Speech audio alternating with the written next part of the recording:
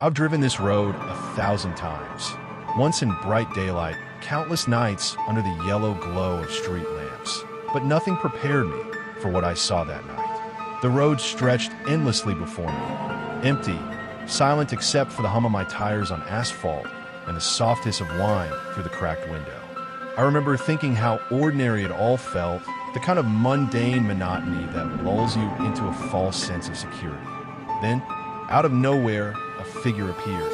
Not walking, not running, just standing there perfectly still in the middle of my lane. At first, I assumed it was a hitchhiker or someone lost, but something about the way it moved, or rather, didn't move, set my nerves on fire. My heart slammed against my ribs as I slammed the brakes, tires screeching against the cold road. The headlights caught it for just a second, and I'll never forget what I saw. Pale, featureless, impossibly tall. It didn't look human, not really. I swerved violently, my hands shaking, and when I glanced back through the rearview mirror, it was gone. No footprints, no shadows, no trace. Just the quiet, unbroken darkness of the highway and the deafening roar of my own panic. I know how absurd it sounds, like something from a bad urban legend, but I swear, this was real. That night was only the beginning, and what I saw, I can't unsee. If you had asked me who I was before that night, I'd have said I was just an ordinary driver, someone who liked the solitude of the open road, the quiet hum of a car stereo, and the little freedom that comes with being behind the wheel at 2 in the morning. My name doesn't matter. What matters is I've spent more hours on highways than in my own bedroom, tracing the same asphalt veins that cut through small towns, dense woods, and stretches of nothing at all. Roads like these make you feel alive, or at least like you're the only person awake in a sleeping world. Most nights, it's uneventful. A couple of headlights here and there, the occasional honk from a distant truck, and me singing off-key to songs no one else will ever hear. It's calming, almost therapeutic, if you can ignore the gnawing anxiety that always lingers at the edge of your mind. The fear that maybe you're not alone, that the dark outside your headlights isn't empty. People avoid these roads for a reason. They say they're cursed or haunted, or that things happen out there that don't make sense. I used to laugh at those warnings. A little dark humor, a shrug, and a muttered, yeah, sure, as I merged onto yet another lonely stretch. But after what I experienced, I can tell you the laughter dies quickly when you realize that the danger isn't in the shadows. It's in the stretches of asphalt that seem perfectly normal. The kind of roads you think you know until you realize they have secrets. And some of those secrets aren't forgiving. Driving these highways at night makes you hyper-aware. Every flicker of movement, every reflection in a puddle, every sound that isn't your own heartbeat feels like a warning. It's exhilarating, terrifying, and more often than not, unavoidable. Some roads are better left untraveled, but curiosity has a way of pulling you forward, mile after mile, until you're too deep to turn back. I was driving home from a late shift at the diner, the kind of night where every town street is empty and the only light comes from the halos around street lamps. That's when I saw her. She was standing at the edge of the highway, thumb out, wearing a soaked jacket that clung to her like she'd been standing in the rain for hours. Normally, I wouldn't have stopped. Strangers at night are one thing, and the highways have their own rules. But something about the way she looked, helpless, tired, almost unreal, made me hit the brakes. Need a ride? I asked, trying to sound casual, though my throat was dry. She nodded, climbing into the passenger seat silently. Her presence smelled faintly of damp earth and something I couldn't name, something wrong, but not unpleasant. The headlights caught her face for a second, and I froze. Pale, delicate features, but her eyes were black at the edges, as if shadows were crawling across them. I shook my head. It's just a street light, I muttered to myself, gripping the wheel tighter. For the first 10 minutes, nothing happened. She didn't speak, didn't even seem to breathe. I tried small talk. Where are you headed? I asked. Down the road, she whispered, voice barely audible over the hum of the engine. I glanced at her, feeling my stomach twist. There was no backpack, no bag, nothing to suggest she was actually traveling anywhere. Just her and the road. And she pointed out the window at a curve up ahead. Stop here, she said. My stomach dropped. That curve was notorious. It was a sharp bend where drivers often swerved too late. Are you sure? I asked, suddenly nervous. Yes, she said, smiling faintly, but there was no warmth in it, just expectation. I obeyed, easing the car to a stop. I turned back to her, and she was gone. Not in the shadows, not behind the trees, not in the rain-soaked grass. Gone, as if she had never been there at all. I laughed nervously, my voice shaking. Yeah, right, must have been a trick of the light. But my chest was tight, my eyes scanning the dark curve that now seemed almost alive. I had the unsettling sensation that I'd been fooled into stopping here for a reason. The next morning, I checked the local news. Years ago, a girl had died on that very curve, hitchhiking in a storm just like this. People talked about sightings, phantom hitchhikers appearing at night, vanishing as soon as someone tries to help. And that's when it hit me. I thought I was helping until I realized she wasn't supposed to exist. I still drive that road sometimes at night when I can't sleep. I see her sometimes at the edge of my headlights, watching. And each time, I remember that there are patterns out there, things that repeat, and roads that remember. And you don't want to know which roads those are. It was another late night, the kind where the road feels endless and your own headlights seem fragile against the surrounding darkness. I was still thinking about the hitchhiker, the way she had vanished as if reality itself had swallowed her. My hands were tight on the wheel, every nerve taut, every shadow twisting in my imagination. That's when I noticed it. The headlights of a massive truck far behind me, impossibly bright, creeping closer. At first, I wasn't worried. Trucks follow highways.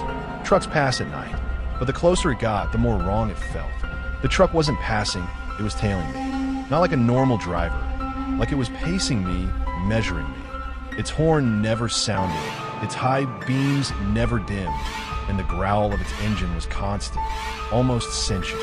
I tried to shake it off, muttering under my breath. Some truckers know better than to drive this stretch at night, but the words felt hollow. Every mile I tried to gain, the truck matched it. Faster, slower, always there, never leaving. It felt like the truck was alive, watching me. I switched lanes. The truck followed. I sped up. It matched my speed perfectly, shadows leaping across the asphalt like it was anticipating my moves. My pulse pounded in my ears, my knuckles white against the steering wheel. Then it happened. The radio cut out. Static, nothing else, and a cold, heavy silence pressed down over me. The highway had gone eerily still, like the world had paused to watch what was about to happen. I glanced in the rearview mirror, and the truck's reflection was different. Too tall, too massive, impossibly close despite the distance I put between us. And then, when I looked again a second later, it was gone. Completely vanished. No skid marks, no glow, nothing but the faint echo of that engine growl lingering in my ears.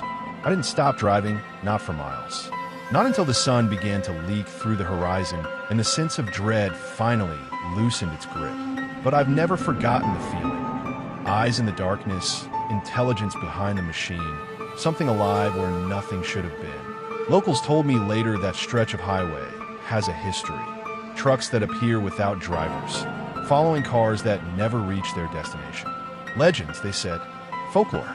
But some nights, if you drive that road alone, you realize legends are warnings disguised as stories. Every time I pass that stretch now, I check my mirrors more than I check the road ahead.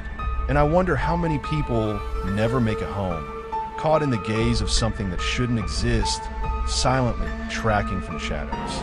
I had thought the truck incident was the peak of my highway nightmares, but that was before the third time the road decided to remind me it wasn't safe. I was driving through a rural stretch I knew well, the kind of road flanked by thick woods, a few scattered houses that were dark and lifeless at night, and an oppressive quiet that felt almost alive. The moon hung low, thin clouds skimming across it, painting everything in a gray, flickering light. That's when I saw him, or at first, I thought it was a hitchhiker again, pale in the faint moonlight, standing perfectly still at the edge of the road. But the posture, the way it didn't shift its weight or blink, made my stomach twist. I slowed down. "Hey, do you need a ride?" I called, trying to keep my voice steady, trying not to sound like the kind of driver who's about to go. No answer, just a tilt of the head, unnatural and jerky. I noticed then the way the figure's eyes caught the headlights. They weren't reflecting light like a normal person's. They were black holes, hollow and bottomless, staring straight at me. But not just at me, through me. I swallowed hard. Are you okay? Do you need help? I asked again, louder this time. The figure shifted, moving just a step closer, and the way it moved wasn't human. Too fast, too smooth, and eerily silent. My mind raced. Break for it? Call the cops? But even dialing my phone felt like an eternity. It raised a hand, pointing to the woods beyond the shoulder. Follow me, it said, in a voice like the scraping of nails on metal. My rational brain screamed that it was impossible, that this was some prank, some hallucination brought on by too many late nights and too much fatigue. Yet the primal fear twisting in my gut told me otherwise. I floored the accelerator, heart hammering, but when I glanced in the rearview mirror, it was there, still, perfectly still, walking alongside the car as if defying the laws of physics. I swear it wasn't human. For the next few minutes, I tried everything, swerving, honking, yelling. Nothing worked.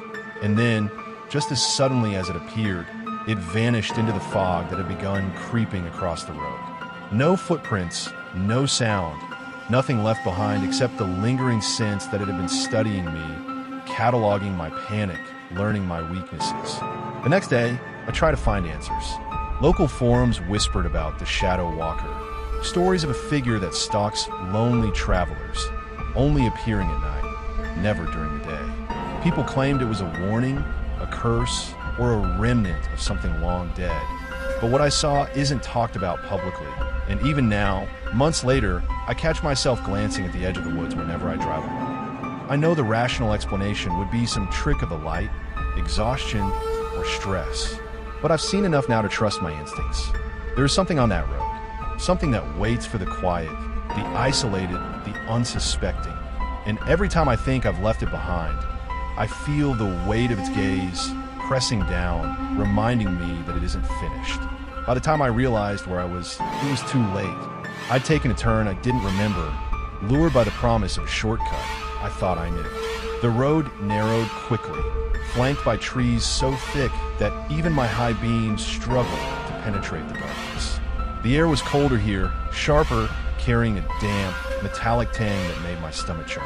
Every instinct screamed at me to turn back, but the highway behind me had disappeared into nothingness, swallowed by a fog so dense it felt almost alive. At first, it seemed empty, just a road, winding endlessly and me. I tried to rationalize it. Maybe I'd taken a logging road by mistake. Maybe I was lost. But then I saw it. A figure standing perfectly still in the middle of the lane, head tilted slightly, as if waiting. My hands gripped the wheel tighter, knuckles whitening. "Who's there?" I demanded, my voice shaking. No answer, only the sound of the wind, whispering through the trees like voices just out of reach. I tried to drive past, hugging the edge of the lane, but the figure moved in perfect synchronization with me, always directly in front, never stepping aside. Panic clawed at me. I slammed on the brakes, swerving, my headlights catching something that shouldn't exist.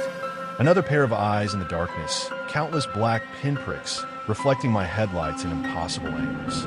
I swallowed a scream. Then the sounds began. Low, guttural murmurs coming from the trees, surrounding me from all sides, as though the forest itself was alive and mocking me. My engine sputtered, cutting out in the middle of the road, leaving me trapped in a darkness that seemed to stretch endlessly, thick and suffocating. I could hear my own heartbeat, pounding so loud it felt like it would explode in my chest. "Get out of the car!" A voice hissed from everywhere and nowhere at once. I scrambled for the door handle, fumbling, the fog wrapping around the vehicle like fingers. My reflection in the rearview mirror rippled strangely, my own face distorted, pale, hollow-eyed. And then I saw them, dozens of figures emerging from the fog, moving silently, impossibly fast. Each one stopped when I blinked, reappeared when I looked away. I screamed, stabbing the ignition. The engine roared to life, but the road ahead twisted impossibly, bending in ways that made no sense. I drove blindly, swerving through impossible curves, heart in my throat, fog pressing in like a living thing. The figures pursued me relentlessly, shadows stretching across the hood, reaching for me. whispering my name. I dared to glance at one, and it smiled, its mouth wide, too wide, teeth glinting white in the darkness, eyes black as void.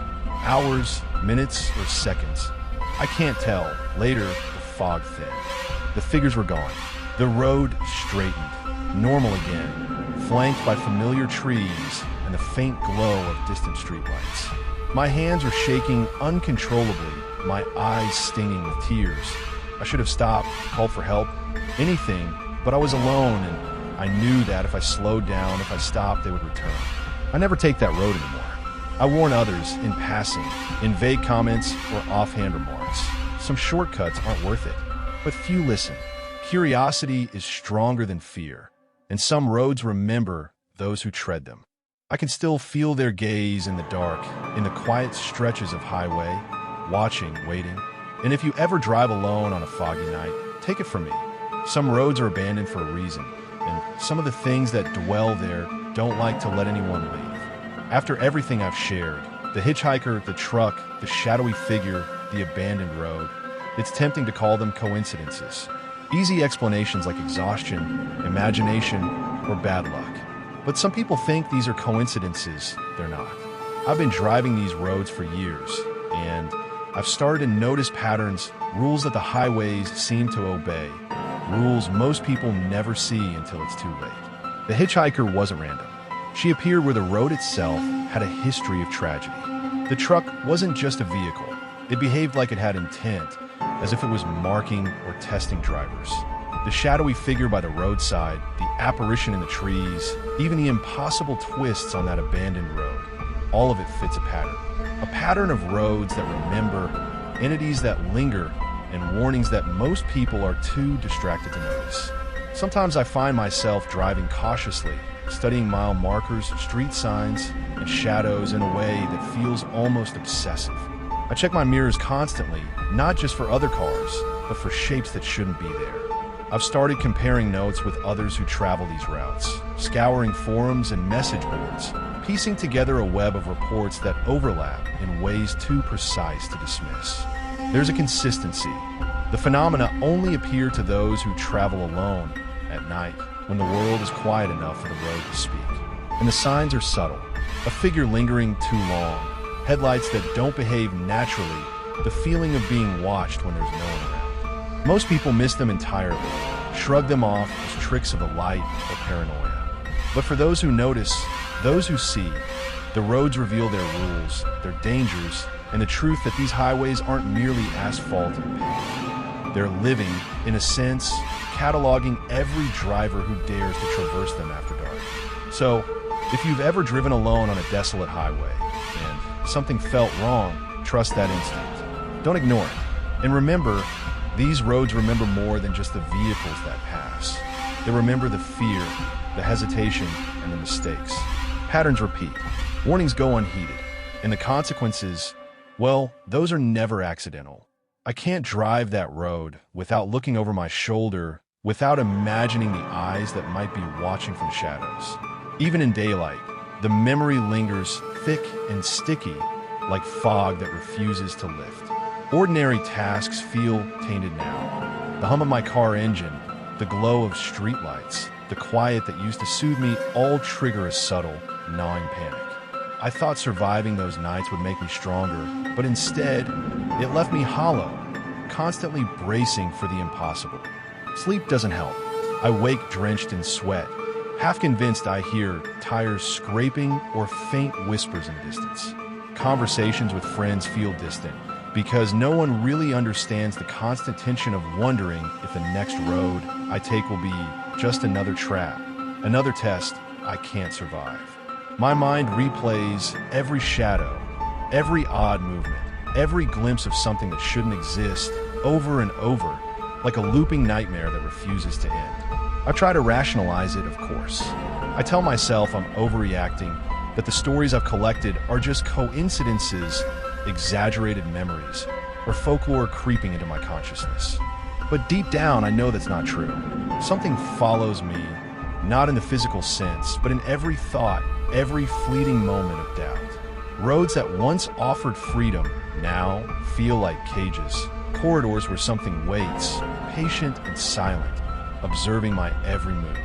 Even now, I find myself driving slower, checking rearview mirrors obsessively, imagining patterns and shadows that may or may not exist. I've started marking roads in my mind, noting every mile, every curve, every stretch that might harbor what I've encountered. Fear has turned into obsession, and obsession has become a way of life. And yet, despite it all, I keep going. I keep searching, because the highways are not done with me. And I can't help but feel there's more to uncover. More secrets, more horrors lurking just beyond the reach of my headlights, waiting for the next driver who thinks they're safe. And the worst part? The road isn't done with me yet. Every night, I feel it calling, a pull I can't fully resist, as if the asphalt itself remembers my mistakes and my fears. I see flashes sometimes, just out of the corner of my eye, the phantom hitchhiker, the vanishing truck, the shadowy figure in the trees, and I know they're still out there, waiting for the next driver foolish enough to wander alone. I've tried to warn people, dropping hints in conversations, posting vague accounts online, and yet curiosity always wins. That's how it starts, one seemingly harmless decision to take a shortcut, one lonely drive through an empty stretch of highway. And then, just like that, the ordinary becomes unrecognizable, and you realize too late that you're no longer in control. Some of you watching might think these are just stories. Maybe they are.